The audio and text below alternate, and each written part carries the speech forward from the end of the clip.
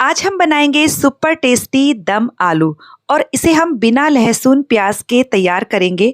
और फ्रेंड्स यकीन मानिए बिना लहसुन प्याज के भी ये बहुत टेस्टी बनती है। रेसिपी जरूर ट्राई कीजिएगा। नमस्ते दोस्तों, स्वागत है आपका शाम रसोई में। तो चलिए शुरू करते हैं बनाना। यहाँ हमने 400 ग्राम छोटे वाले आलू लिए हैं। आलू को मैंने एक सीटी आने तक उबाल लिया था। उसके बाद में कुकर में से प्रेशर पूरी तरह से रिलीज होने के बाद आलू को बाहर निकाला। ठंडा होने के बाद इन्हें छील लेंगे और फोक की सहायता से इन पर छेद कर देंगे ताकि ग्रेवी में पकाते टाइम अच्छे से ग्रेवी आलू में चली जाए। तो चलिए, आलू हमने छेद करके तैयार कर लिए हैं। अब हम एक कढ़ाई में 2 बड़े चम्मच तेल डालेंगे। सारे आलू डाल दीजिए। आलू पर आधा छोटा चम्मच जितना नमक डाल दीजिए और अब हम मीडियम हाई फ्लेम पर आलू को 8 से 10 मिनट के लिए फ्राई करेंगे, जिससे आलू पर एक कोटिंग सी आ जाएगी और सब्जी खाने में बहुत टेस्टी लगेगी। और ये देखिए आलू हमारे फ्राई हो गए हैं। तो बस अब हम आलू को एक अलग प्लेट में बाहर निकाल लेते हैं। ये देखिए कितने बढ़िया दिख रहे हैं। अब ग्रेवी बनाने के लिए मैंने यहाँ पर 2 लाल टमाटर लिए हैं। खट्टे टमाटर का इस्तेमाल नहीं करना है। 2 हरी मिर्च ली है, 1 इंच अदरक का टुकड़ा लिया है और 8 से 10 काजू ले लीजिए। इन सब को मिक्सर में पीसकर मैंने पेस्ट बनाकर तैयार कर लिया है। अब हम एक मसाला का पेस्ट बनाएंगे। तो इसके लिए मैंने 1 चम्मच काश्मीरी मिर्च ली है। इससे ग्रेवी का कलर बहुत अच्छा आएगा।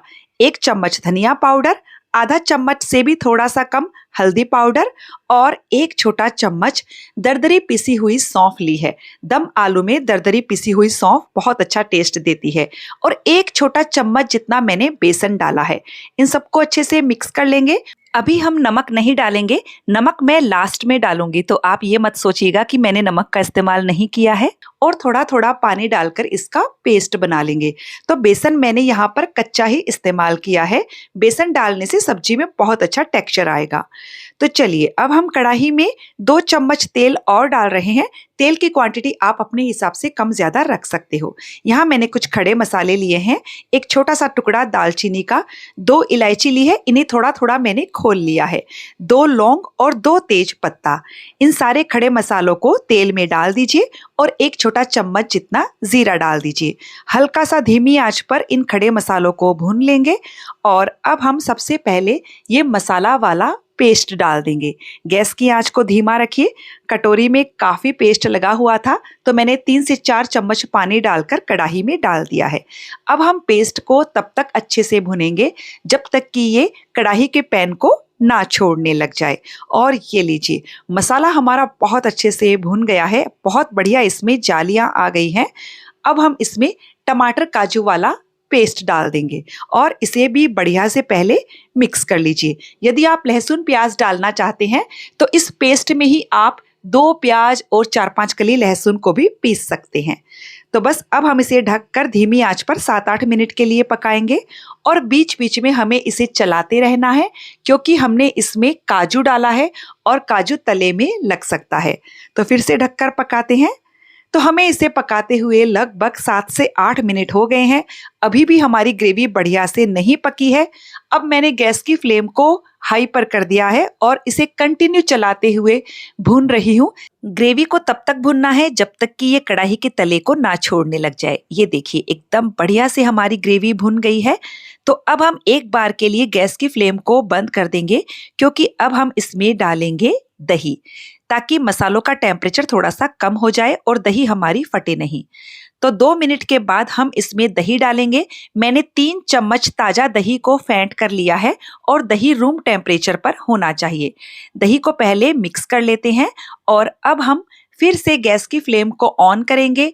आंच को बिल्कुल धीमा रखिए और दही को कंटिन्यू चलाते हुए मिक्स करते जाइए जब तक कि इसमें उबाल ना आ जाए।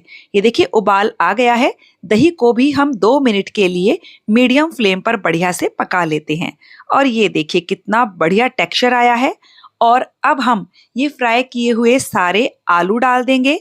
1 छोटा चम्मच जितना मैंने भुनी हुई कसूरी मेथी ली है।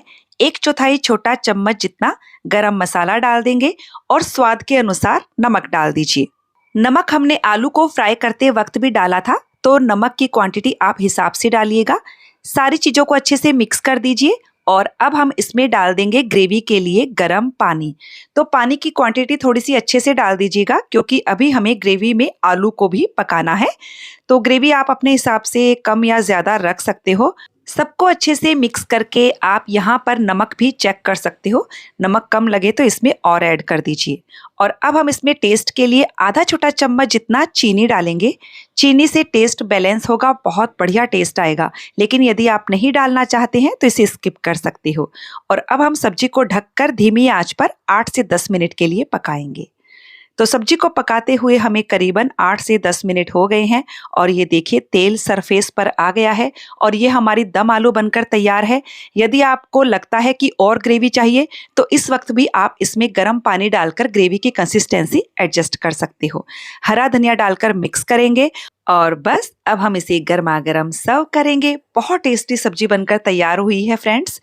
तो फ्रेंड्स आपको ये रेसिपी कैसी लगी मुझे कमेंट करके ज़रूर बताइएगा। अच्छी लगे तो वीडियो को लाइक शेयर कीजिएगा। चैनल को सब्सक्राइब करने के साथ बेल आइकन प्रेस कर दीजिएगा ताकि हमारे आने वाले वीडियो का नोटिफिकेशन आपको मिल सके।